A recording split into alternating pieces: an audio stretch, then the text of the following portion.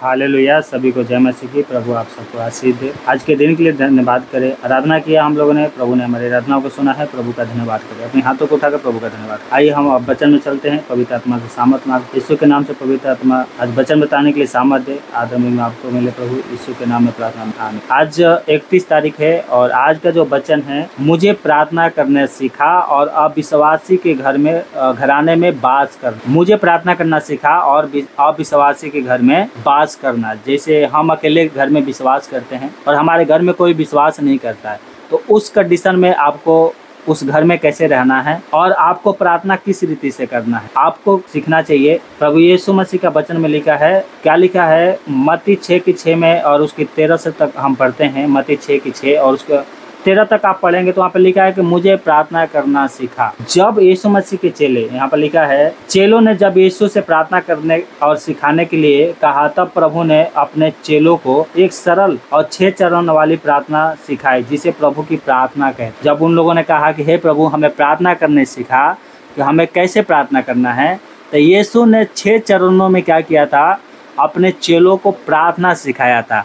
और वो आज भी कलीसिया में कई लोगों में क्या है पढ़ी जाती है। ठीक है, तो इसलिए क्या है, प्रभु से सहायता मांगना है, मदद मांगना है कि हमें प्रार्थना करना सीखा। ध्यान से, तो जब उसके चेले कह रहे थे कि हमें प्रार्थना करना सीखा, तो प्रभु ने क्या किया? मत्ती 6 अध्याय में और उसके 6 से 13 तक पढ़ेंगे तो वहाँ पे एक छोटी सी प्रार्थना सिखाई गई है, परंतु बहुत पावरफुल है। क्या है यहाँ पर? यीशु ने ये नहीं चाहा कि हम मत्ती 6 की जो प्रार्थना है वो यूं ही रखते रहें। उसने चाहा कि ये प्रार्थना के रूप में क्या हो, इसका रूपरेखा हो। प्रभु की प्रार्थना हर आयत का इस्तेमाल करें। जब आप प्रार्थना करते हैं तो उसके हर एक आयत को, हर एक वचन को इस्तेमाल कर सकते। आपके प्रार्थना के समय वो सही लाइन पर रखने में मार्गदर्शन होगी। इस रीति से प्रार्थना किया करो। पहला क्या था? पहला चरण में क्या कहा था? हे हमारे पिता तू जो स्वर्ग में है, तेरा नाम पवित्र माना जाए। ये प्रार्थना उपवास की बुलाहट है। प्रभु के सामने के लिए समय निकाले, प्रभु के सम्मान के लिए समय निकाले तथा उसकी महानता पर विचार करे, उसकी अपने प्रति विश्वास योग्यता के वो स्मरण करे, ताकि प्रतिज्ञा के द्वारा उत्साहित हो सके। ये पहला चरण थी। दूसरा चरण क्या था? तेरा राज्य आए, तेरी इच्छा जैसे स्वर्ग में पूरी होती है वैसे ही पृथ्वी पर। अपने आप को परमेश्वर की इच्छा के साथ जोड़िए तथा सुनिए, ताकि आप उसकी इच्छाओं को जान सके। अपने जीवन, परिवार, कलीसिया तथा खोए हुए पर परमेश्वर की इच्छा की घोषणा करे। प्रभु आपके साथ उसके दिल की बात बांटने दे। इस बात के लिए क्या करना है? प्रार्थना करना है। हालेलुया। तीसरी चरण क्या थी? हमारे दिन भर की रोटी आज हमें दे और अपनी और दूसरे की अवस्था को जाने जरूरत के लिए प्रार्थना करें। खास बात के लिए प्रार्थना करें और जो कुछ प्रभु आपको देना चाहते हैं प्रभु से मांगे। हालेलुया। चौथा चरण क्या थी? जिस प्रकार हमने अपने अपराधियों को क्षमा किया है, वैसे तू भी हमारे अपराधों को क्षमा कर। जो पाप श्रवण आपको आता है, परमेश्वर से उस क्षेत्र में क्षमा मांगना है, और जिस किसी का पाप क्षमा कर ना किया गया हो उसे क्या करना है? क्षमा करना है। आपको लगता है कि उसका पाप क्षमा नहीं किया गया है, तो आप उसकी क्षमा प्रार्थना के लिए उसके लिए प्रार्थना कर सकते हैं। आपके कहीं भी यहाँ पर हो कहीं भी आपको पाप स्मरण आता है, तो उस क्षेत्र में क्या करना है? प्रभु से आपको क्या करना है? माफी मांगना। छठवां चरण क्या थी? पांचवा क्या था? हमें परीक्षा में ना ला, परंतु बुराई से बचा। मसीह के अधिकार में डटे रहे तथा शत्रु जिस किसी भी रीति से आता हो उसका सामना करे। बचाव के लिए यीशु को स्मरण करे। ये पांचवा थी। आपको शैतान जिस रास्ते से आता है उस रास्तों को क्या करना है? बंद करना है। प्रभु से मदद मांगना है। अगर वो पाप के कारण आता है तो उस पाप को छोड़कर प्रभु से माफ़ी मांगना है और उस क्षेत्र को यीशु मसीह के नाम से बंद करना है, तो वो क्या हो जाएगा? बंद हो जाएगा। ठीक है। छठवां चरण क्या थी? क्योंकि राज्य और पराक्रम और महिमा सदा तेरा ही है। आमीन। प्रार्थना का खत्म इस घोषणा के साथ करे कि परमेश्वर कौन है और उसके नाम की बड़ाई करे और प्राप्त होने वाले उत्तरों के लिए उसका धन्यवाद करे तथा परम प्रधान परमेश्वर के रूप में उसका आराधना करे। ठीक है। जब भी हम प्रार्थना करते हैं तो परमेश्वर के क्या है? बड़ाई के साथ क्या करें? प्रार्थना को खत्म करें। जिसे यीशु मसीह ने कहा, राज्य, पराक्रम और महिमा सदा है। ये आपको स्मरण करना है कि परमेश्वर हमारा कौन है। ठीक है। तो हम इस रीति से प्रार्थना कर सकते हैं। ठीक है। अब है दूसरा क्या है? अविश्वासी के घर में रहना। अविश्वासी के घर में रहना या वास करना, ये हम बोल सकते हैं। पहला क्या है? नीचे जाने के जिस घर में आप रहते हैं उस घर के मुखिया का सम्मान करें भले ही वो अविश्वासी क्यों ना हो, वो यीशु मसीह के नहीं मानता है, परंतु वो घर का मुखिया है तो उसका आदर करे, उसका सम्मान करे। कैसे? यहाँ पर लिखा है पहला पत्रस 2:17, क्या लिखा है? सबका क्या करो? आदर करो, भाइयों से प्रेम रखो, परमेश्वर से डरो और राजा का सम्मान करो। ठीक है, मुखिया का मतलब होता है राजा, जो घर का वो क्या है? राजा है, उसका सम्मान करना है, आदर करना है। आप यीशु मसीह को मानते हैं, आपको आदर करना है, उसका विरोध नहीं करना। अब आगे क्या लिखा है? दूसरा, आपको परमेश्वर का आज्ञा पालन करना चाहिए। यदि घर का मुखिया आपसे कोई अनैतिक या बेमानी वाले या बाइबल के विरोध में क्या है हटकर कोई कार्य करने के लिए कहे, ऐसी स्थिति में आपको क्या करना है? परमेश्वर का आज्ञा पालन करना है। अगर वो यीशु मसीह को कहता है कि या तो तुम यीशु मसीह को छोड़ दो या घर छोड़ दो, तो वह उस स्थिति में आपको क्या है? परमेश्वर से सहायता मांगना है, उसकी आज्ञा पालन करना है। हालेलुया। यहाँ पर लिखा है पहला यूहन्ना 2:17 में क्या लिखा है? पर जो परमेश्वर की इच्छा पर चलेगा वो सर्वदा बना रहेगा। हालेलुया। आपके घर के मुखिया आपको कोई गलत काम करने के लिए कह रहा है, चोरी करने के लिए कर रहा है, या गाली देने के लिए कर रहा है, किसी मारने के लिए करना है, तो उस क्षेत्र में क्या करना है? आपको अलग रहना है और इस बात को, आज्ञा को नहीं मानना है। परंतु वो अच्छे काम के लिए कह रहा है तो उस काम को आपको करना है। हालेलुया। तीसरा क्या है? अधिक ऐसा मौका आए जबकि आपके घर के मुखिया की बात मानने से इनकार करना पड़े, तो ऐसे में क्या करें? तो वैसा सम्मान के साथ कहें कि मैं आपकी सब बातों का आज्ञा पालन करने के लिए मैं तैयार हूँ, परंतु इस मामले में मुझे परमेश्वर की आज्ञा पालन करना है। हालेलुया। जैसे कि उदाहरण के लिए आज संडे के दिन है, हमें प्रार्थना में जाना है, परंतु घर का मुखिया कर रहा है कि नहीं वो काम करना है, प्रार्थना में नहीं जाना, आज तुझे प्रार्थना में नहीं जाना है। उस क्षेत्र में आपको क्या है? परमेश्वर का आदर करना है, परमेश्वर का भय करना है। उस समय प्यार के साथ कहना है, मैं पहले प्रार्थना में जाऊँगा और उसके बाद अपने घर पर आके फिर आपका काम कर दूँगा। ठीक है, परंतु गलत काम नहीं, सही काम, ये आप ध्यान रखिएगा। ठीक है, भजन संहिता 119 और उसकी 2 में लिखा है, क्या ही धन्य है वो जो उसकी चेतावनियों को मानते हैं और पूर्ण मन से उसके पास आते हैं। हालेलुया। यदि आपका जीवन खतरे में पड़ जाए तो परमेश्वर से सहायता मांगना है, ये समझदारी है। परमेश्वर से क्या है? सहायता मांगना, ये क्या है? समझदारी है कि आपको सुरक्षित स्थान पर परमेश्वर लेकर जाए। हालेलुया। भजन संहिता क्या लिखा है? 91:4 में पढ़ते हैं।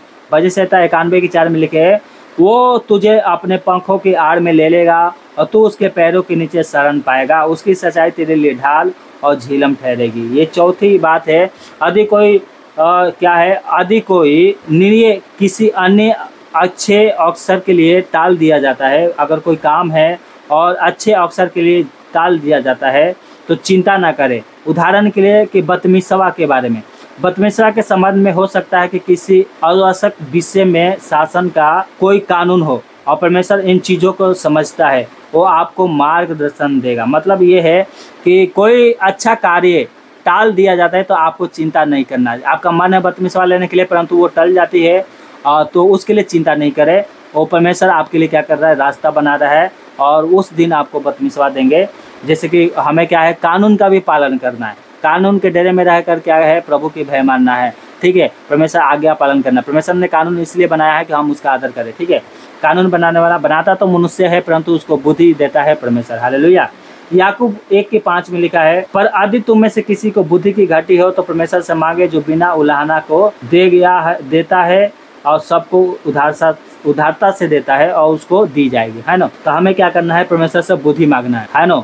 वो सबको देता है और कोई रोक टोक नहीं है, सबको देता है। हालेलुया। 5वां का है, अधिकार में पाए जाने वाले व्यक्ति के प्रति अपना सम्मान, प्रेम तथा मसीह का स्वभाव दर्शाते रहिए। आपके घर में जो विश्वास नहीं करते हैं उनके सामने मसीह का स्वभाव, उसके प्रति अपना प्रेम को क्या करना है? दर्शाना है। हालेलुया। यीशु के लिए गवाह होने में आपका स्वभाव एक महत्वपूर्ण हिस्सा है। उनके उद्धार के लिए परमेश्वर के सम्मुख अपना हृदय उड़ेल दीजिए। परमेश्वर से मार्गदर्शन मांगिए। परमेश्वर से मार्गदर्शन मांगिए कि किस प्रकार आप उस व्यक्ति के लिए आशीष के कारण बन सकते हैं। हालेलुया। इफिसियों 5:2 में लिखा है, और प्रेम में चलो जैसे मसीह ने भी तुमसे प्रेम किया और हमारे लिए अपने आपको सुखदायी सुगंध के लिए परमेश्वर के आगे भेंट करके बलिदान चढ़ाया है, तो उसी प्रकार से अपना प्रेम अपने घराने के प्रति अपने मुखिया के प्रति, अपने राजा के प्रति, अपने सरकार के प्रति, अपने पड़ोसियों के प्रति क्या करना है, दिखाना है। हालेलुया। और खासकर जो घर का मुखिया है उसके प्रति अपने प्रेम को दर्शाना है, प्रभु के प्रेम को दर्शाना है, उसके वचन को दर्शाना है। धन्यवाद। ये याद रखना है, आप प्रभु से प्रेम करते हैं तो कभी भी अपने मुखिया से लड़ाई झगड़ा नहीं करेंगे, कभी भी अच्छे काम के लिए क्या है आप माना नहीं कर सकेंगे, है ना। परंतु आपके घर के मुखिया कोई गलत काम के लिए कहता है, दुष्टता के काम को कहता है, तो उस क्षेत्र में उस समय में आपको प्रभु से क्या है, सहायता मांगना है और प्रभु की आज्ञा पालन करना है और अपने मुखिया के बात को टालना है। प्रभु आपको इसलिए चुना है कि आप अच्छे काम करें, आप प्रेम के साथ चले, ना कि हम गलत काम करें। ठीक है।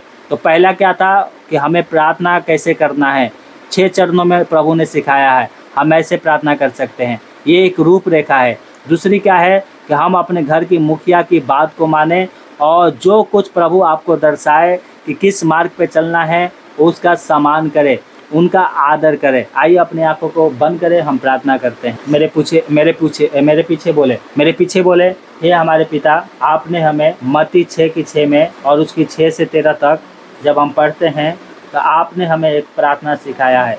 ये हमारे लिए एक रूपरेखा है। हाँ मेरे प्रभु जी, हमें प्रार्थना करने सिखा, किस रीति से प्रार्थना करना है, आपके वचन कहता है उसी प्रकार से हम प्रार्थना करें। तो भी पिता हमें प्रार्थना करने नहीं आता, आप हमें पवित्र आत्मा के द्वारा हमें प्रार्थना करना सिखाए।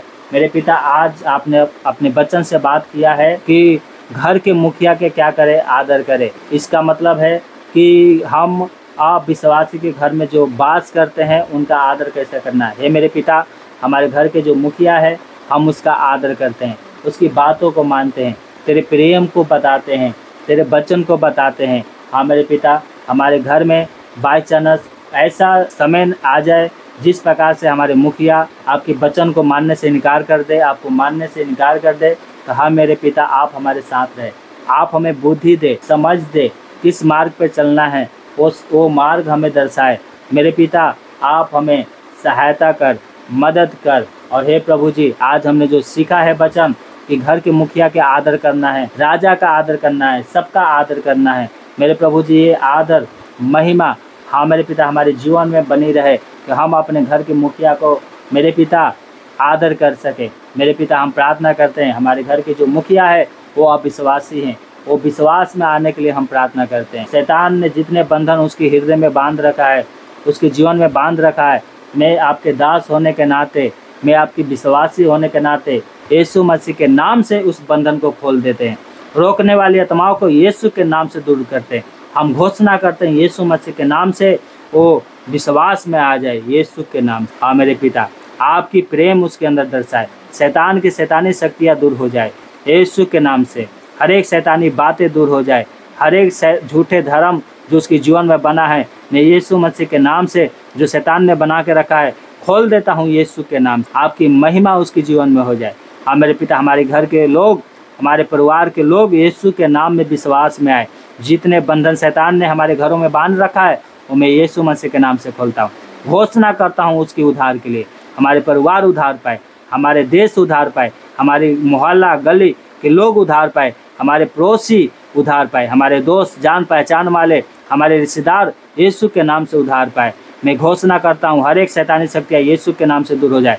मैं यीशु के नाम से हर एक बंधन को, रोकने वाली आत्माओं को, आपके राज्य में आने वाली आत्माओं को यीशु के नाम से दूर करते हैं, यीशु के नाम से दूर करते हैं। मैं यीशु के नाम से घोषणा करता हूँ, पवित्र आत्मा की घोषणा करता हूँ उनके ऊपर, उनके हृदय बदलने के लिए घोषणा करता हूँ यीशु मसीह के नाम से। आदर महिमा आपको मिले, ये प्रार्थना यीशु के नाम से मांगते हैं। दया सुने, उत्तर दे मेरे स्वर्गीय पिता, आमीन।